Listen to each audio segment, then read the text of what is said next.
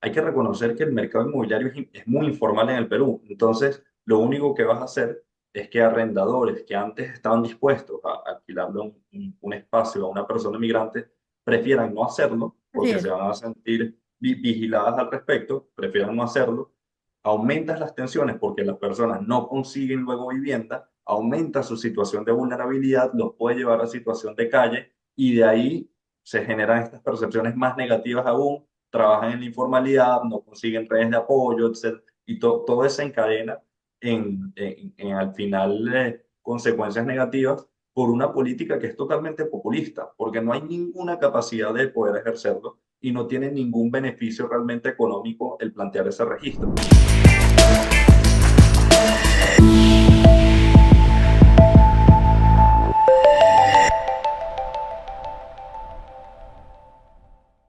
Bueno, bienvenidos a la entrevista de Divergentes. Estamos hoy en un día muy especial, el Día del Migrante. En el Perú hay más de 1.500.000 venezolanos, sobre todo existen otros migrantes también, pero el impacto del venezolano en el Perú ha sido, la verdad, ha pasado por muchas curvas, ¿saben?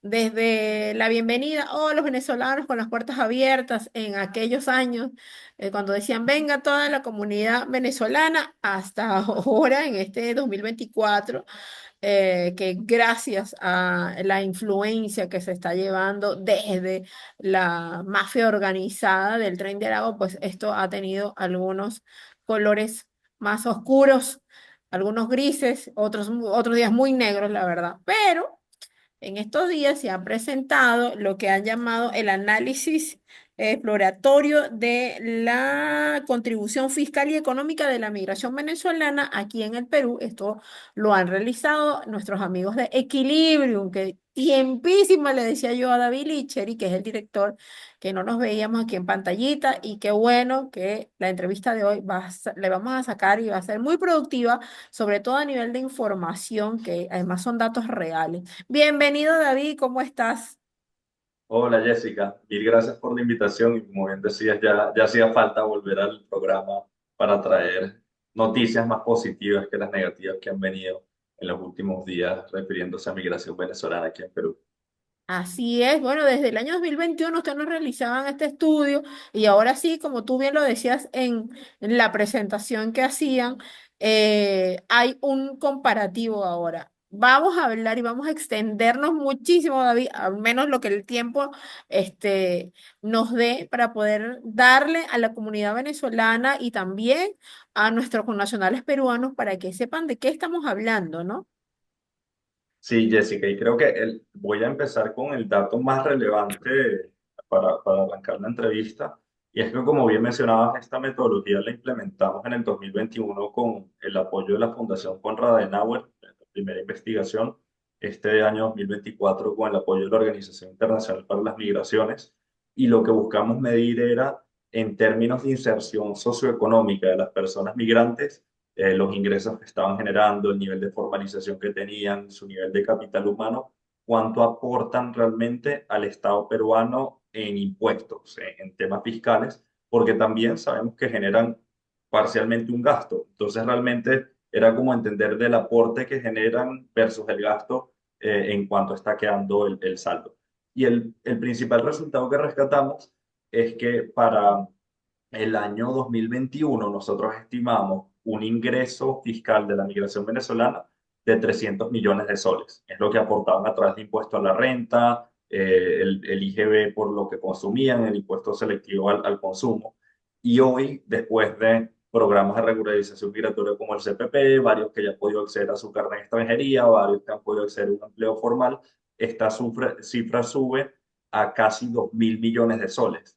Entonces vemos que crece de forma exponencial y esto es gracias a la inversión que se ha venido haciendo y inserción socioeconómica de estas personas migrantes. Entonces vemos como frutos del trabajo, como el impacto positivo y el aporte tributario sigue creciendo y también reconocer que este no es el techo, porque hicimos luego una estimación asumiendo que todas las personas venezolanas contaran con un documento migratorio y todas las personas venezolanas pudiesen homologar su título y crecería, sabiendo la realidad de Perú, que es muy informal.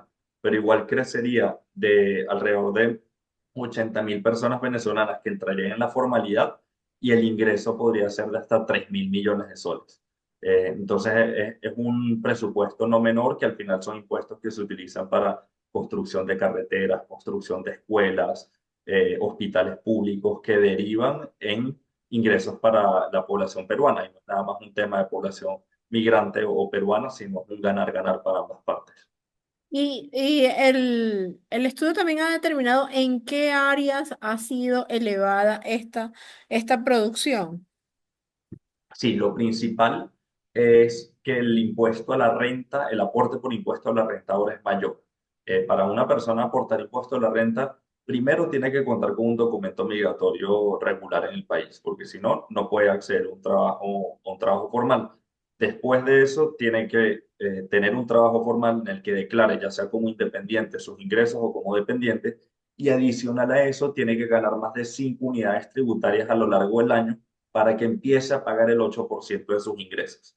Entonces, tomando antes para el 2021, la proporción de personas que cumplían con todos estos requisitos era muy poca y ha venido creciendo. Son cada vez más profesionales que se logran insertar de forma eficiente en el mercado laboral y por eso el aporte es mucho mayor. Y eso es lo que nosotros en el 2021 resaltábamos, que al final este capital humano que ya se formó en Venezuela, que se hizo su inversión allá, está llegando de gratis como capital al Perú para aportar. Y esta cifra que hoy medimos es el reflejo de lo que deriva este aporte positivo. También ahí podríamos incluir a los emprendedores. Sí, todos los emprendedores que ahora, aquellos que se han logrado formalizar a través de su NRU o a través de ya aquellos que tengan un nivel de ventas un poco más alto, que también contribuyen con el IGB. Sin embargo, solamente contamos emprendedores que operan como personas naturales en el estudio. Y por eso siempre digo que estas cifras igual son conservadoras. Por ejemplo, tenemos empresas como Laboratorios Calox, que es una empresa farmacéutica venezolana que acaba de adquirir un laboratorio Vitafarma en Lurín, que aporta como empresa de inversión venezolana de impuestos, y eso no lo hemos cuantificado en el estudio. Tenemos empresas Polar, que acaba de abrir una oficina comercial hace no mucho tiempo aquí en Perú, y las ventas de esa inversión por esa oficina comercial tampoco la visibilizamos. Entonces también está llegando una dinámica de inversión venezolana que no veíamos antes, que también está ayudando a dinamizar la economía. Imagínate qué importante sería entonces si esto se ha logrado apenas con no todos los datos completos realmente, porque me estás diciendo que los emprendedores, no todos los emprendedores están, y estas empresas transnacionales venezolanas que ya están en el Perú tampoco se están contando, o sea, sí podría superar entonces eso. Cuando hablamos del impacto económico, y mira que le estamos dando bastante difusión a esta información todos estos días, porque es importantísimo que se sepa, lo reitero y lo voy a decir todo el programa, David, si todos los profesionales venezolanos que están aquí en el Perú también estuvieran con sus papeles en regla y ya estuvieran incluidos dentro del campo laboral en el Perú, ¿también subiría esto más?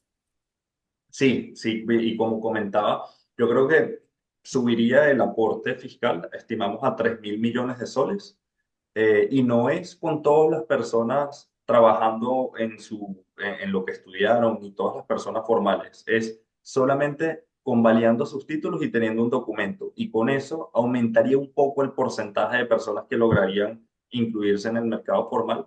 Entonces de 2.000 pasaría, estimamos, a 3.000 millones de soles el aporte fiscal, pero además de eso, esta inserción socioeconómica tiene un montón de externalidades positivas que son las que también hay que darle visibilidad.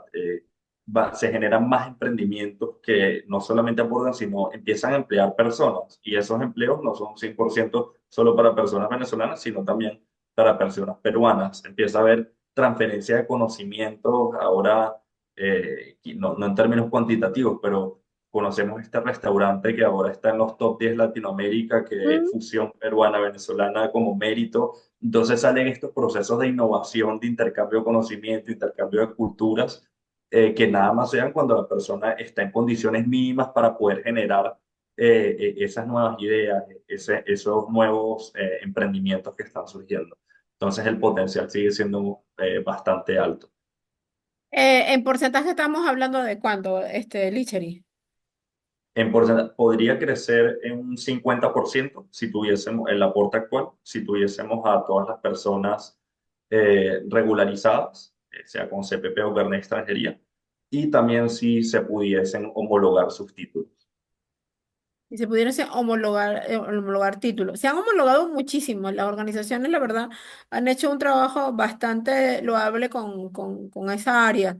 Pero haría falta muchísimo más, porque no solamente los médicos, quizás algunos, sobre todo en el área de salud, ¿no? Que es lo que más se ha visto aquí, los docentes, los ingenieros incluso, pero todavía sigue siendo una brecha grande el asunto de las colegiaturas, ¿no? Que le piden Correcto. unos requisitos que aparece, válgame Dios, o sea, hacen como que todo lo posible porque la gente no entre en el camino de lo legal en cuanto a la documentación profesional. Pero eso sería ya otro tema. En cuanto al género, mujeres y hombres sacaron esos números también. Sí, en varios casos hicimos comparaciones de género y hay algo que hay que tener como muy claro, que la brecha de género que vivimos hoy en día en Latinoamérica, que vivimos hoy en día en Perú, las mujeres migrantes no son ajenas a esa brecha de género. Entonces está en una condición de doble vulnerabilidad.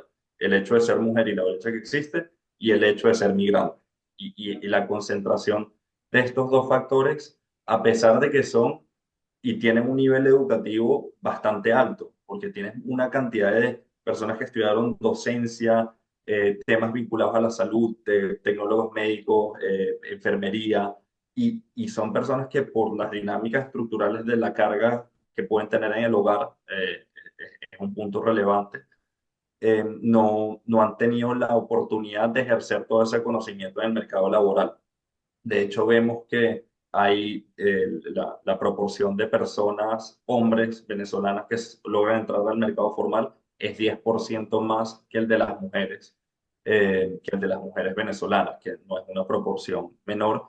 Y por eso es importante también que en estos procesos de política migratoria, así como todas las políticas, hay que poner una lupa y un enfoque de género. No es nada más un tema de homogeneizar a toda la población migrante, sino entender que hay distintos subsectores y subgrupos y hilar fino para entender cómo se puede aprovechar el capital humano completo. Y no te voy a preguntar de la edad, pero también sería un dato importante. Y las regiones, solamente estamos hablando de Lima y Callao. No, lo estamos enfocando el estudio, lo hicimos a nivel país, en realidad a nivel nacional. Claro que la gran concentración de población migrante está en Lima y Callao. Vemos un potencial de redistribución territorial de esta población por el hecho de poder ejercer su profesión, por ejemplo, o el conseguir un mejor empleo, que hay disposición positiva de hacerlo. Es una de las cosas que nosotros siempre hemos repetido que se puede buscar. Y en cuanto a la edad, a ver, está clarísimo las características de la población migrante venezolana. Y hablando de cifras y datos, en su gran proporción está educada, más de 30% con nivel universitario, más de 20% con nivel técnico. Y sí es cierto que la tendencia en los últimos años ha venido bajando, pero igual las proporciones son relevantes, porque la migración venezolana, que también es una población joven, en edad de trabajar en su mayoría, eh, me gusta siempre hacer la comparación con la población dentro de Venezuela. Y es que tanto en edad como a nivel educativo, la población migrante representa un capital humano más relevante que la que se quedó en el país. Es una fuga de cerebros y de mano de obra calificada súper relevante. Y los países receptores más bien ese desafío de haber recibido tantas personas los tienen que voltear a ver cómo es una oportunidad que está perdiendo Venezuela porque es un capital humano muy valioso, cómo hace ellos para aprovecharlo. Entonces el rango etario que apoya el bono demográfico del Perú es algo que no debemos dejar de lado. Ahora, eso que dices es importantísimo. Valdría la pregunta entonces, Licher, y no sé si te meto en aprieto. ¿Está el Perú aprovechando este talento humano que no le ha costado ni un sol?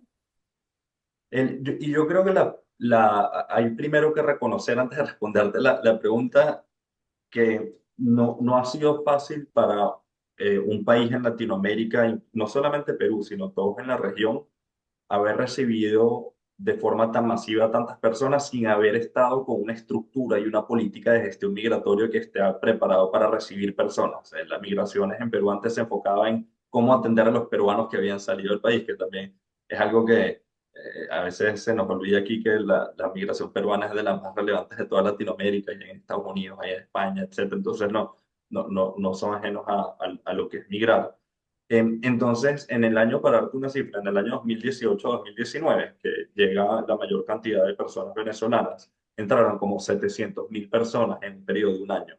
Eso, si lo ponemos a un cálculo diario, eran cerca de 2.000 personas que estaban entrando por la frontera y la mayoría llegando a Lima. Entonces es normal que, a pesar de que sea mano de obra calificada, que estén dispuestos a trabajar, de querer crecer, le llega a una ciudad que no tenía la capacidad de absorber todo en el mercado laboral a todo este personal, y por eso en el corto plazo se generaron estas fricciones.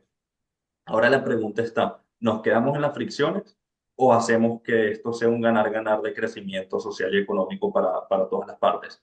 Y ahí va mi respuesta a la pregunta. Yo creo que parcialmente. Yo creo que muchos programas, y aquí la cooperación internacional ha hecho y ha jugado un rol fundamental en los médicos que llegaron en pandemia y lograron empezar a ejercer por un periodo de tiempo y luego han entrado en programas de convalidación de títulos y ahora ejercen dentro del país, ingenieros calificados, personas en servicios y en comercio que se han venido integrando de manera correcta. Entonces yo creo que hay personas o grupos de personas de los cuales Perú se ha beneficiado y se ha logrado aprovechar este capital humano, pero creo a la misma vez que hay todavía muchísimo más por aprovechar. Y lo importante es no quedarnos conformes con lo que ya se ha logrado, sino saber que esta es la base mínima y podemos todavía hacer mucho más para aprovechar este potencial que existe. Sí, el tema político ha influenciado bastante, ¿no? Porque a veces por las políticas y por el desconocimiento todavía, y han pasado algunos años, de parte de los patrones y de las empresas, muchas veces hace que esos prejuicios impacten muchísimo y se deje de lado ese talento humano tan valioso y sobre todo tan competente. Un poco de celo, ¿no? Todavía. Ojalá que esas brechas, como tú dices, sigamos insistiendo y se pueda brincar esa brecha para que puedan entrar muchísimos más profesionales. Porque además, déjame decirte, estaba pensando yo en hijos de peruanos que son venezolanos, pero que se convirtieron aquí en peruanos y cuyo título y cuyo camino académico ha sido un egresado en Venezuela. Eso tampoco lo cuentas, ¿no? Porque ya uno cuenta aquí con DNI como un peruano más, Licheri. Entonces son muchísimas más personas. Sí, de hecho que sí, nosotros solamente estamos contando con personas que nacieron en Venezuela y por ende no tienen acceso, no nacieron en Perú, no tienen acceso a la nacionalidad. Ese es un punto relevante. Y lo que mencionabas sobre narrativas y percepciones es clave, Jessica, porque hay barreras estructurales que se están abordando, pero ahí hay que hacer una reflexión en el trabajo que han venido haciendo los medios de comunicación y también el liderazgo político sobre las narrativas que se crean hacia una nacionalidad completa que representa más de 1.500.000 personas. Y aquí hay dos componentes. Uno es el contenido, de cómo se asocia siempre contenido de migración con criminalización y con problemáticas, y no se está viendo la cara positiva de este tipo de evidencia que estamos generando, que hay que darle visibilidad.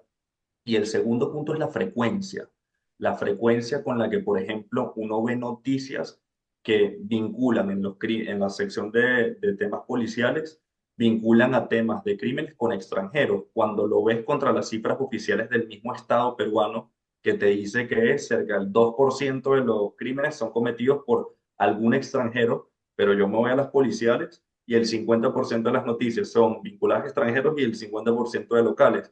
Entonces le da a pensar al consumidor de contenido que la mitad de los crímenes del país son cometidos por extranjeros y la realidad es el 2%. Entonces en el tema de frecuencia hay un nivel incluso que diría de irresponsabilidad que le genera consecuencias de luego pérdida de integración socioeconómica a la población migrante del país, y es un perder para todos, además de todas las tensiones sociales que genera. Entonces parte del trabajo es ya que quieren sacar tanto contenido de la migración, el poder darles también el argumento de que publiquen cosas positivas y no solamente anécdotas puntuales de ese 2% que lamentablemente está haciendo las cosas mal y como siempre decimos, que le caiga el peso de la ley como cualquier persona Así es. independientemente de su nacionalidad. Así es, así es. Y en base a todo este segundo estudio exploratorio, Lichery, ¿qué conclusiones tienen? Y a partir de allí, ¿cuáles serían quizás las políticas desde lo nacional? Aunque a veces la propia presidenta Dina comete el gran error de decir que la criminalidad es culpa solamente de los venezolanos, y lo ha dicho así tal cual, aunque después diga que no. ¿Cuáles son las políticas que deben bajar? Incluso yo he visto un tema desde las municipalidades, yo estoy en Callao, y se comienza a trabajar ya más de la mano con la comunidad venezolana. Sí, y creo que ahí diste en el clave, trabajo de la mano con la misma comunidad. No pueden hacer ajenos en la toma de decisiones a la comunidad sobre ellos mismos, sino que es una comunidad que está para aportar, para ser parte de la solución y reconocer que estructuralmente el Perú uno de los principales problemas que tiene es la informalidad, dejar de aplicar políticas migratorias que sigan contribuyendo al problema de la informalidad. Mientras menos personas regularices, peor va a ser tu informalidad. También aplicando medidas como lo que escuchamos hace no mucho, de que iban a exigir a los arrendadores el poder registrar a todas las personas eh, que no sean peruanas dentro de un registro al momento de arrendar. Hay que reconocer que el mercado inmobiliario es muy informal en el Perú. Entonces, lo único que vas a hacer es que arrendadores que antes estaban dispuestos a alquilarle un espacio a una persona migrante, prefieran no hacerlo Así porque se es. van a sentir vigiladas al respecto, prefieran no hacerlo, aumentas las tensiones porque las personas no consiguen luego vivienda, aumenta su situación de vulnerabilidad, los puede llevar a situación de calle y de ahí se generan estas percepciones más negativas aún, trabajan en la informalidad, no consiguen redes de apoyo, etc. Y todo eso encadena al final consecuencias negativas por una política que es totalmente populista, porque no hay ninguna capacidad de poder ejercerlo y no tiene ningún beneficio realmente económico el plantear ese registro. Más bien, pensemos en programas de regularización conscientes de trabajo en la comunidad venezolana, como se ha venido haciendo con proyectos como los migracentros, que son centros de colaboración sector privado, sociedad civil, cooperación internacional y gobierno, que viabilizan regularización migratoria y el mapeo de estas personas migrantes que se han enviado en el país. Definitivamente sí, así allá tenemos que nosotros seguir empujando, y ojalá que el año que viene, que ya comienza a calentarse las calles de las elecciones en el Perú, pudieran ustedes sacar, y mi contribución de aquí como periodista, saber cuántos venezolanos van a votar en estas próximas elecciones, Licheri, porque quizás con esa óptica electoral, pues se mire a ver más hacia la comunidad venezolana, ¿no crees tú? Yo creo que es un debate amplio, no, no tengo las cifras de detalle, pero de hecho que sí, Sería creo que al interesante. final en el ejercicio de las personas venezolanas con intención de permanencia y también ejercicio de su ser como ciudadanos, eventualmente sobre todo en elecciones de gobiernos locales, van a empezar a representar una población cada vez más relevante. Definitivamente. Y bueno, y dos cosas finalmente. ¿Cómo te sientes en el Perú a propósito del Día del Migrante? ¿Qué le aportas al Perú? ¿Qué le agradeces al Perú? ¿Qué le agradece Daniel Licher al Perú? No, esa es una gran pregunta y primero súper contento. Yo estoy muy feliz en Perú, por suerte he conocido gente muy valiosa, me ha ido muy bien con Equilibrium, que es la empresa que fundamos junto con otro, mi socio venezolano, hemos venido creciendo en los últimos 5 años. La verdad que estamos sorprendidos y agradecidos con lo que tiene para ofrecer el país. Más contento todavía porque me comprometí con una peruana, me caso el año que viene ¡Y y eso! ¡Felicidades! apoyando la integración socioeconómica entre hermanos.